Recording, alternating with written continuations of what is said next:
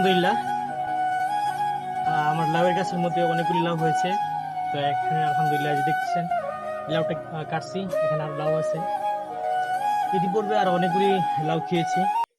শুভ আলহামদুলিল্লাহ। আসলে লাউ কাটার ভিডিওটা আমি একেবারে দিইনি, আজকে আর কি দিলাম, যেহেতু অনেক ভিতরে, সেহেতু মানে মোটামুটি ক্যামেরার স্ট্যান্ডটাও রেডি করতে একটু সমস্যা, তার জন্য দিলাম। তো যাই হোক, আমার জন্য দোয়া করবেন, আল্লাহর রহমতে যেন আমার এই লাউ গাছের মধ্যে প্রচুর পরিমাণে ফলন দেন আল্লাহ সুবহানাহু ওয়া তাআলা, সেই প্রত্যাশা নিয়েই আর কি আপনার কাছে দোয়া চাওয়া। আসসালামু আলাইকুম।